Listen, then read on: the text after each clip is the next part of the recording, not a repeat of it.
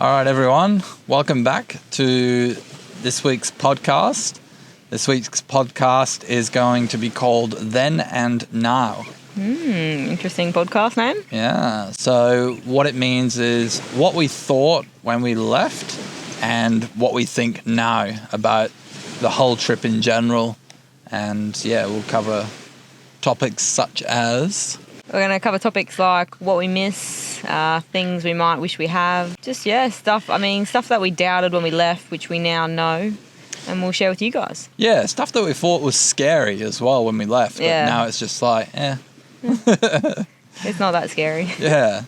But yeah, well, let's get into it. Yep.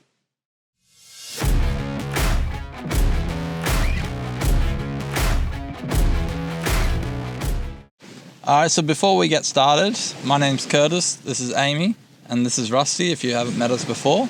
The backdrop behind us is Palubi Beach in South Australia. On the Eyre Peninsula. You might think we're on a tropical island, but we're not. Yeah, I can't believe this is Australia, right? Yeah, this campsite's awesome. It's only $10 and we got that view and we got this shack, so... It's pretty awesome. Pretty good. Got the caravan right behind you as well, so it's a wicked campsite. So yeah. All right, let's get into it. Then and now. Mm-hmm. All right. What we felt when we left. How did we feel? So I guess when we left, it was mixed emotions. I mean, packing up our lives, quitting our jobs, heading off into the unknown, I guess you would say. Quitting our jobs wasn't really a scary thing because we wanted to get up and leave. So we were ready. Obviously, with different employers, we worked for separate employers when we left. And my contract fell through first. So with that, it gave me the ability to start working on the car and the caravan and making sure everything was ready to go. And then that was about 6 weeks, I think. I had a head start. Yeah. So at that 6 weeks, I wasn't earning anything. I was still working. Amy was working. I had a pretty good relationship with my employer, my boss. So I gave him a good amount of time, good notice, I should say, to when I was leaving, what our plans were. He was all for it. He understands travel. Him and his wife did it when they were young. So, I mean, I definitely left on good terms with my boss, which was good. Yeah, and the advantage, we could have both stopped at the same time and then hit the road, but the advantage about me stopping and being able to get everything ready, we still had an income coming in, so we weren't losing money straight away. Just getting that little bit more. Yeah, we still had a little bit. And the way I looked at it is what Amy earned, I could spend on the nav to get them final things ready, you know? Yeah, instead of me just sitting at home. I mean, Kurt was, doing car stuff, which I don't know anything about, so. Yeah, Amy couldn't really do anything to assist with it, so it was good that Amy was still working. Another big, factor setting off was emotions. Emotions are running high. Yeah, it wasn't hands up in the air or freaking out to the point where we didn't want to go or anything like that. It was more, we are going and we are leaving everyone for a long period of time. So there is a bit of mixed emotions if you're close to your family and your friends. I'm very close with my family, so that's where my emotions led. And Amy's very close with her family, but also her friends as well. She's got some really close friends. Yeah, it's definitely hard sort of, saying see you later for a while to a lot of my good friends. Yeah. So, but I guess that's with anything. You're doing a big lap. I mean, everyone was happy for us. They knew what we were doing. And we've touched on, we knew we were going to be in Australia. So, if they wanted to come and visit or we wanted to duck home, it wasn't going to be too much of an issue. But still, we knew we were going to miss them. So emotions were definitely high those first few days leaving and then once we left. Yeah. Yeah. And then you've got the feeling of yourselves, you're about to pack up and go and do this trip. Yeah, head off into the unknown. Yeah. There's a lot of things going on. Is the car going to make it? Is the caravan going to make it? Where do we get water? What are the campsites like? Do we need to lock everything up? And it was funny. Yeah. The first couple of months, we locked everything up. We locked the chairs up. Anything that was outside, we locked up. And these days you just become so relaxed and, you know. We'll touch on that, how we feel about it now. But yeah. Security's definitely there was a big one as well, but yeah, it's not too bad. Another thing as well is Rusty. Yeah, we didn't know how she was going to handle being life on the road. I mean, she's lived in a backyard for 8 years. How is she going to go travelling in a car and a caravan? So yeah, our theory is that she would get more walks, which is true. Yeah. She gets a hell of a lot more walks on this trip than she would be back home. So she gets a morning walk and her afternoon walk. And she is very well adjusted to this lifestyle, really well. Which has been good, Yeah, and because we've made the car really comfortable for her, she actually can't wait to get into the car and sit in her little space. So she's really adjusted really well. I mean, and that's the thing, like, not every dog's going to be like that, but we were very fortunate with Rusty that she has done that. She adapted very well to life on the road. But it was just another thing that we had to worry about at the start. So we're really happy that she's come good. So with the setup, with the car and the caravan, I think the most important thing that has been really good is setting it up right in the first place and not having to modify it on the road. Because if you've got to modify something on the road, it becomes very challenging because you don't have a workshop and all that stuff. So do your trips and improve before you leave. Yeah, do some mini trips. Yeah, set it up properly before you leave, because it's going to be a nightmare. Postage and all that stuff, it's a nightmare on the road. So yeah, get it right and get it done straight up and you'd be pretty happy with it. Not saying that you'll get it 100%. I mean, we've definitely tweaked our setup as we go, but I think Kurt's more talking like major, like, you know, decide if you want a canopy, decide if you want a caravan or a camper trailer. Decide if you want a fridge and freezer, just big stuff. You can always tweak the little stuff on the road, but you want to make sure like the heart of your setup is right and it's working for you. It's going to work for you. Yeah. Because before we left, like I said, we did mini trips, so we knew what we needed. So to be honest, we haven't really added anything. Nothing major.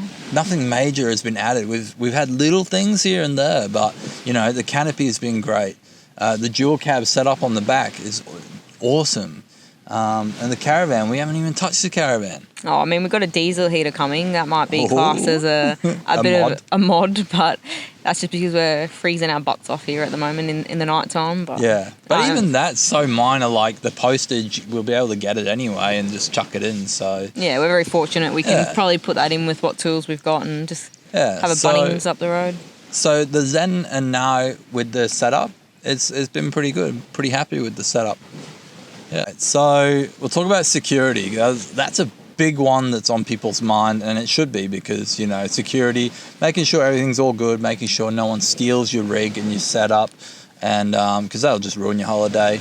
I mean, you've got insurances, so just make sure your insurance covers you, because if someone does steal something, at least you're insured and you can start again or whatever like that. Yeah, I think Kurt's spoken about how at the start we used to lock up our chairs. I mean, we don't lock up our chairs anymore.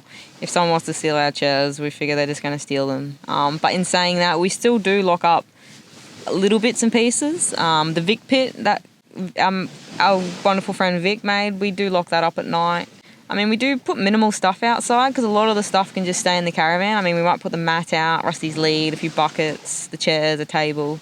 Yeah. For us personally, we don't put too much stuff outside just because we do constantly move. So it's just, we don't really do we don't set up for long durations, so we don't really have much coming off or out of the car and caravan. Everything's got its place in there, and it's just a few stuff. Yeah, the swag's locked up, the jerry cans are locked up. Everything that comes out for the campfire will go back in at night. So, and the advantage about packing everything up is it doesn't leave it for someone to walk by, pick it up and walk off with it. Yeah, you rule out those opportunists. Yeah, because they're the ones that are really bad at doing that. So I guess like fold out solar panels, chain them up. Webbers, chain them up. I mean, if you got bikes and you got them off, I would chain them up or put them back on the bike rack. What I've noticed as well traveling is that the older generation are used to leaving the fridges outside in the annexes and stuff like that. these days, I wouldn't recommend leaving something so valuable outside. There's so many cases around all of Australia, not just in one spot, where people come through, pick up your Waco or Engel, and then they run off with it. So just a simple lock just to stop them from picking it up and running off with it. You cannot leave anything unlocked anymore, and that's just a generation that we're in. Unfortunately, there's a lot of people out there, not a lot of people have money, and they're just going to come through and take what you've got. And we do that for, I should say, like all different campsites. If we're free camping, if we're in a caravan park, if we're near, say, a remote town, if we're by the coast, we've just gotten into this routine. We just lock everything up, keep everything to a minimum. We don't discriminate, you know, all this. I mean, there is some places that you feel like, oh, this might be a little bit dodgy, but we just do the exactly same stuff as we do if we was right here on the beach. Yeah. Because, you got the thing like caravan parks could be like the worst place to leave something unlocked because there's so many people. Yeah, people don't really know who's coming and going. Yeah. Yeah. So caravan parks we're a bit iffy about, leaving the canopy open and stuff like that. But camps like this, everyone here is a camper and they're genuine, and you know it. You get that feeling when you rock up. And places like this, we're sort of hanging around. Unless we're off and sightseeing, we're here with the setup. So yeah. And then, so that leads on to the next topic of like unhitching and leaving the van at free camps. A lot of people question that. Yeah. Is it safe? Should you do it? This comes straight back to insurance. If someone steals a caravan, you get your payout and that's it. Just make sure you're insured, yeah. Yeah, that in itself is worry-free. Now, me and Amy have got a lot to worry about in the caravan because we got all our data for the videos and stuff like that. Yeah, we've got memories on our hard drives and stuff. So we do go the extra mile. We lock the wheels together. We've put a GPS tracker in it, so if someone did steal it, we'd know exactly where it's going. We'll put the outriggers down, the stabilizers. Just make it so hard for someone to steal it. Kurt's got a hitch lock. I mean, if someone wants the caravan, they're going to take it, but we can put in these little... We can do these little things that will just hopefully be like, oh, it's going to be too hard. Yeah, like you could even put a switch so that 12 volt activates all your brakes. So if someone goes to steal it, all the brakes are just locked on. Simple. All it is a switch wired to your battery.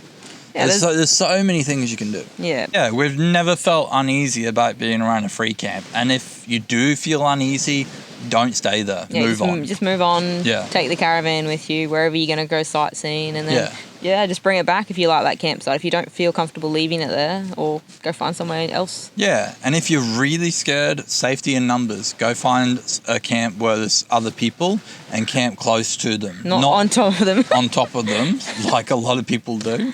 Camp next to them. That way you've got peace of mind, you know. And Navarro security. Yeah, so the nav, we got 2 aftermarket alarm systems in the nav, which is really great deterrence because thieves tend to steer away from aftermarket ones because who knows how it all works and all that.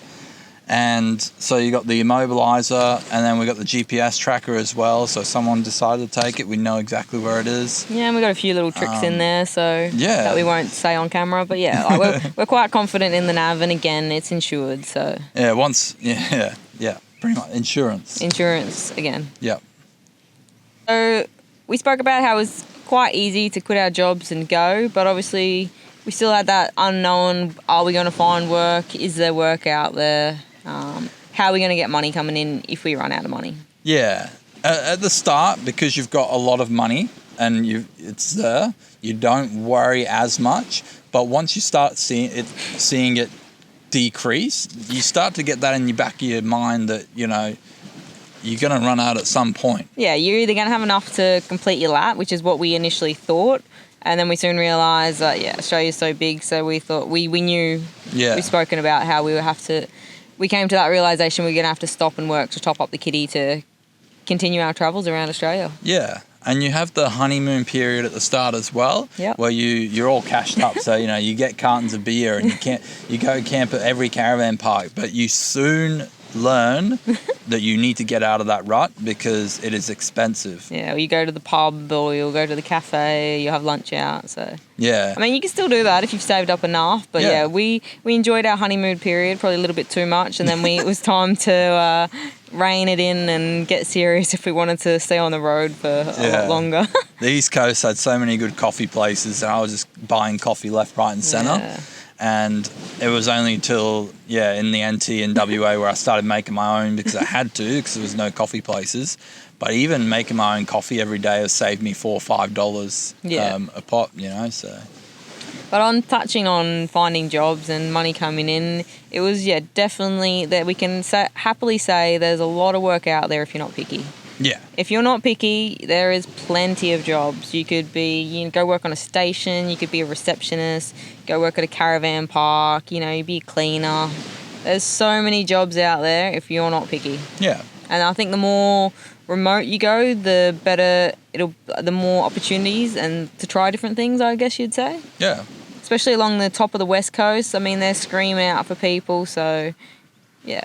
Just always have a plan, Don't let your money run out and go, I need to get a job, because it's too late. You might not find one where you are. So always just plan, really. And be careful with your money if you need to. Yeah, but finding a job, we can safely say there's plenty of work. So the big one, I guess, packing up. We've spoken about the emotions, leaving, driving out the driveway, heading off, waving goodbye, not knowing when we were going to see our family and friends again. It was good in that first month because when we left, we knew we were that close to home that we could just turn around. Yeah.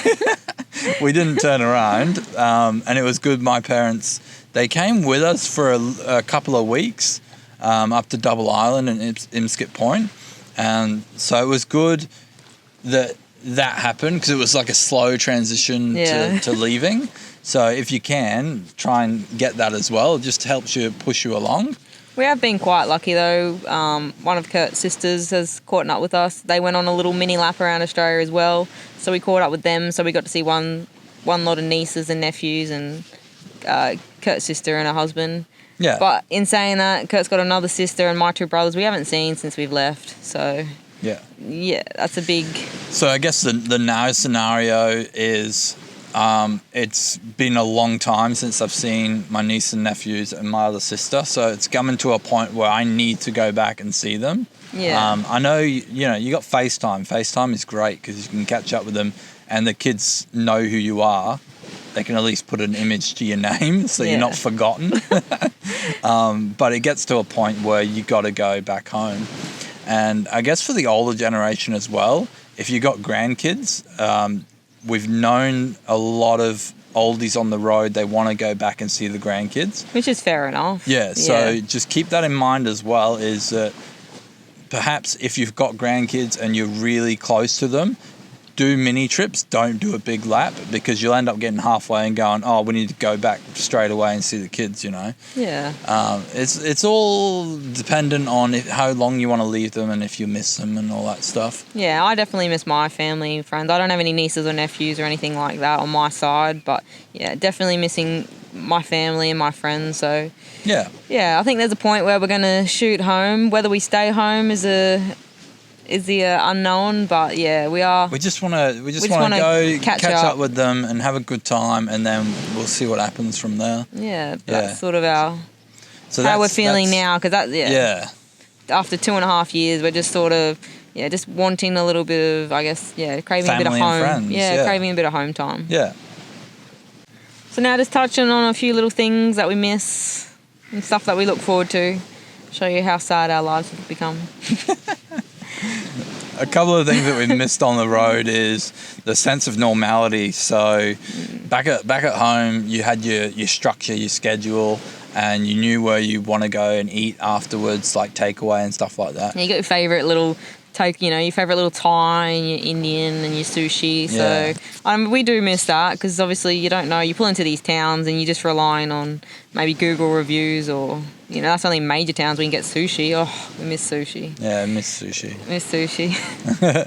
But at the other end of the scale, like, we're in the Eyre Peninsula at the moment, and the oysters are so good, fresh oysters, and it's amazing. So.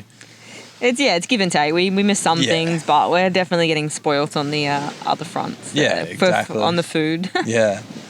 A thing that I personally miss is like running water. I know it's stupid, but we have to fill our tanks up every time we want water. And that is a very interesting thing because it makes you appreciate water a lot more in the road. Yeah. When we have a shower in the caravan, it's a quick shower, get your business done and whatnot.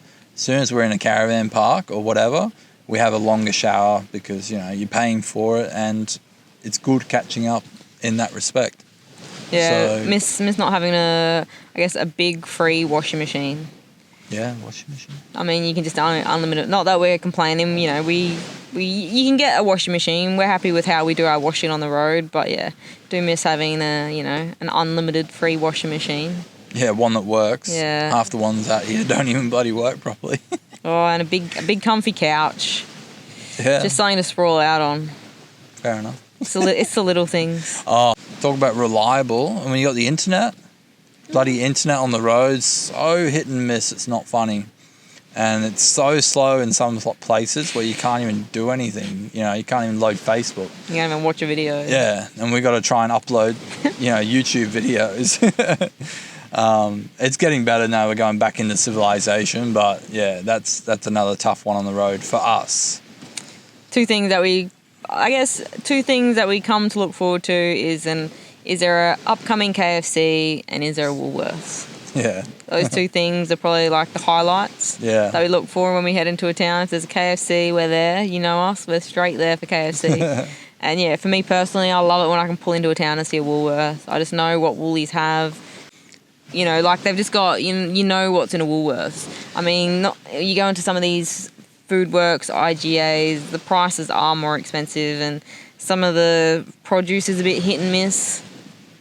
I think what is making us want Woolies and KFC is the fact that we spent a year in WA and previous to that we were in the Northern Territory. So between the Northern Territory and WA, there's bugger all Woolies and there's bugger all KFC. Yeah. So we spent a year, it feels like we've been remote for a year.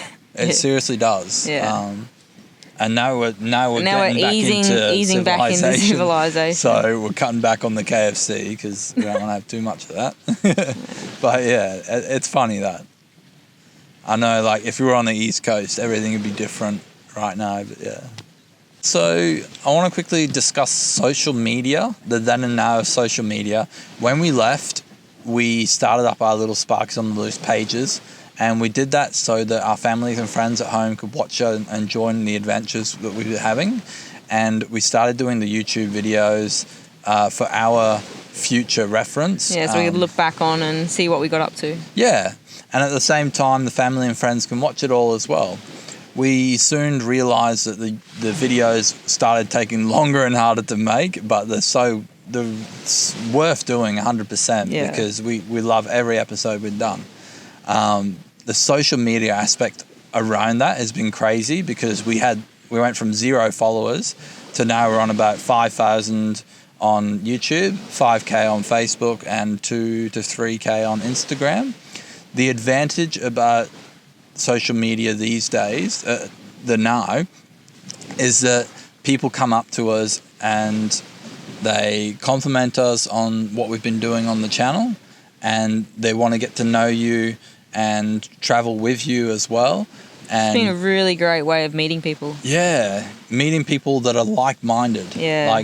And because they've seen us online, they already know that they like our personality. Yeah. So we instantly click with everyone. And it's been really good that meeting people through social media. Has been, I don't think we expected to meet as many people as we have. And we've met a lot of awesome people on the road, just traveling around, and it's been a big thing thanks to social media. Like, especially people our age, I would say we meet a lot of people our age on Instagram. Facebook is good. We meet a lot of people on Facebook as well. But yeah, just meeting people on the road has been, I think, one of my highlights. We've definitely made some lifelong friends. Yeah, definitely. Yeah, lifelong friends, been wicked. And when you're sharing a campsite with someone and you're having a fire, it just makes that place more memorable. I think some of the highlights of our trip have been when we have been with people. The place might not have been that fancy, but because we were there with good company, it just made it that much more special. Yeah. Yeah. There hasn't been many negative things surrounding the social media, which has been good.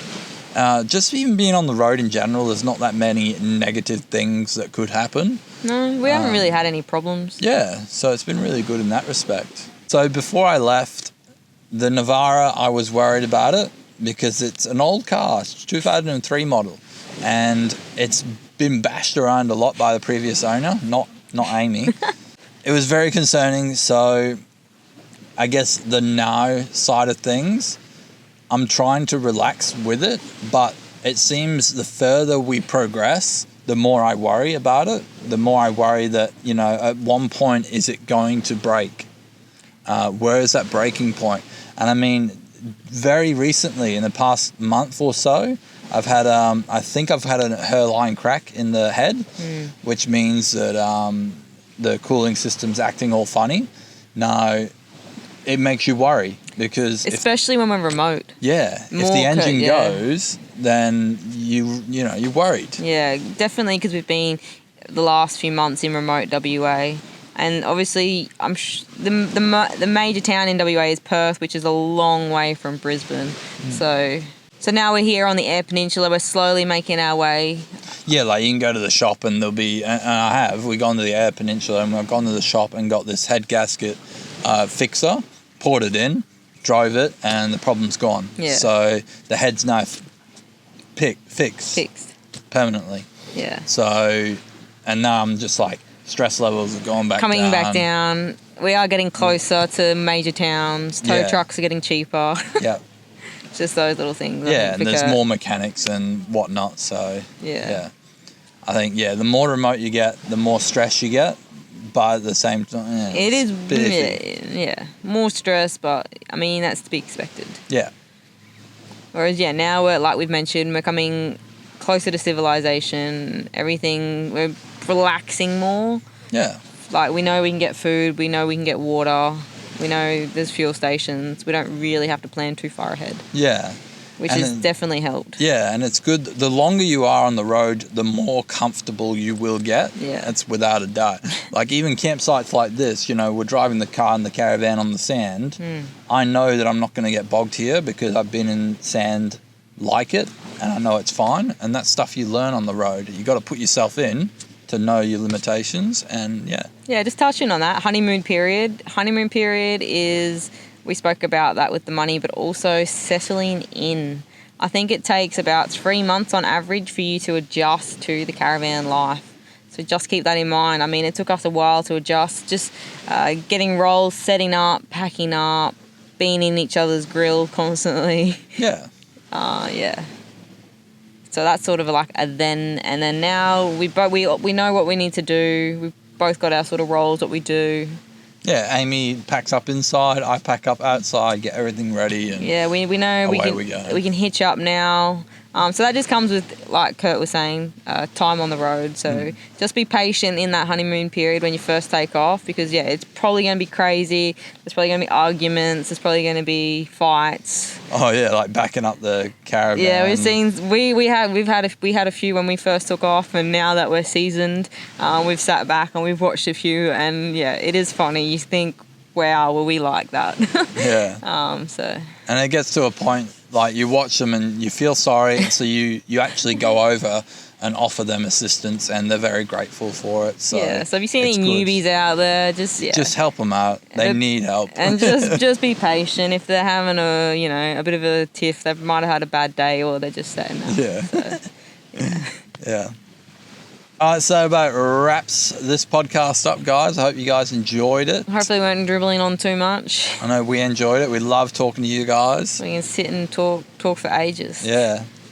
I hope you enjoyed the backdrop and the waves weren't that bad on the microphone. We're just going to sit back, watch the sunset and take it in. Our last night here at Palubi. So good here. Put this one on your list, definitely.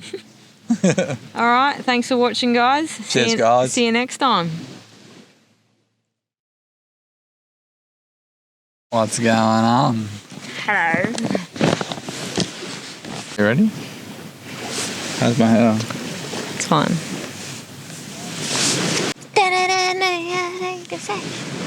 Up now, today, 2.5 years on. How's it handling, Kurt? Well, you